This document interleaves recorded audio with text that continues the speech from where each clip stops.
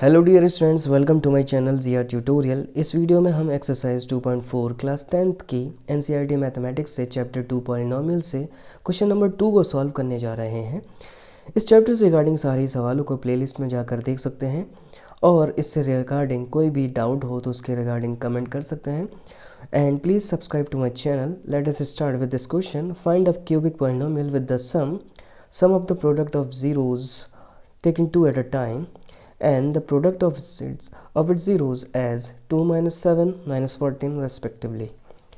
यहाँ पे कहने का मतलब यह है सम दिया हुआ है, ठीक है, यानी सम ऑफ ज़ीरोज़ यहाँ पे 2 के बराबर है and sum of the product of its zeros, कहने का मतलब यह है sum of product of zeros taken 2 at a time, ये दिया हुआ है -7 के बराबर और लास्ट प्रोडक्ट ऑफ ज़ीरोज़ दिया हुआ है जो कि है -14 के बराबर।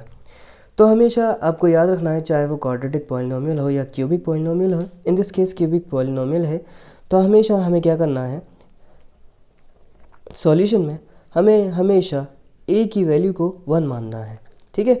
तो ये जो हमारा सम ऑफ ज़ीरोज़ है ये अल्फ़ा बीटा गामा नहीं है, बल्कि इनका मतलब है सम ऑफ ज़ीरोज़।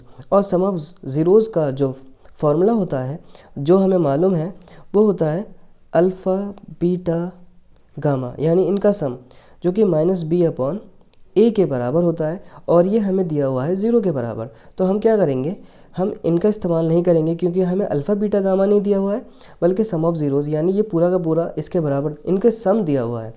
तो इसको हम इस तरह से लिख सकते हैं, ठीक है। तो क्योंकि मैंने a की वैल्यू 1 मानी है, तो जब मैं इसमें a की जगह पे 1 रखूँगा और आपको याद रखना है कि 1 से ये डिवाइड होगा तो जाहिर सी बात है यहाँ पर ये b ही रहेगा माइनस का, और क्योंकि b की वैल्यू पता करनी है तो इसमें माइनस नहीं रहना चाहिए, तो ये अपना माइनस इस नंबर पे ट्रांसपोज कर देगा और b की वैल्यू इस तरह से -2 के बराबर आएगी। फिर दूसरी बात आती है हमारे पास sum of the product of zeros taken 2 at a time, जिसका फॉर्मूला तो होता है अल्फ़ा बीटा बीटा गामा और गामा अल्फ़ा, जो कि c/a के बराबर होता है। पर यहाँ ये -7 के बराबर दिया हुआ है, तो क्योंकि अल्फ़ा बीटा नहीं गिवन है तो हम सिर्फ इन रेशियो का इस्तेमाल करेंगे।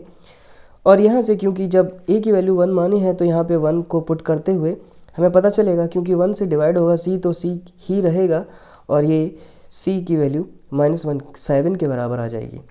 इस तरीके से यहाँ पे प्रोडक्ट ऑफ ज़ीरोज़ दिया हुआ है जो असल में alpha into beta into gamma, जो कि c -d/a के बराबर होता है और ये -14 के बराबर गिवन है। क्योंकि ये अल्फ़ा बीटा गिवन नहीं है तो हम -d/a -14 के बराबर रखेंगे, जो प्रोडक्ट ऑफ ज़ीरोज़ के बराबर दिया हुआ है। अगेन a की वैल्यू को क्योंकि 1 माना है तो यहाँ पे जब मैं पुट करूँगा तो इस तरह से मैं देखूँगा कि ये इस तरह से लिखा जाएगा और 1 से डिवाइड होगा तो अगेन -d ही बचेगा। यहाँ पर जब बोथ साइड माइनस होता है तो कैंसिल आउट किया जा सकता है और यहाँ से फाइनली d की वैल्यू आ जाएगी 14 के बराबर। और अब हम क्या करेंगे, जो हमारे पास स्टैंडर्ड इक्वेशन होती है क्यूबिक पॉलिनोमियल की, वो होती है x³ + bx² + cx + d = 0। तो इसमें हम पुट कर देंगे इन सारी वैल्यूज़ को जो a b c d है। तो a की वैल्यू क्योंकि 1 मानी थी, b की वैल्यू जो कि -2 आ चुकी है और c की वैल्यू भी -7 है, x साथ में रहेगा और d की वैल्यू 14 है = 0। 1 के साथ ये है तो एज इट इज़ रहेगा x³ और प्लस माइनस माइनस होता है 2x² हो जाएगा और प्लस माइनस अगेन ये माइनस का 7x + 14 = 0। So this is the required cubic polynomial which we have to find, required cubic polynomial. I hope आपको समझ में आया होगा किस तरह से इस तरह के सवालों को किया जाता है। एंड अब भी कोई डाउट हो तो please let me know in the comment and please subscribe to my channel. Thanks for watching my videos.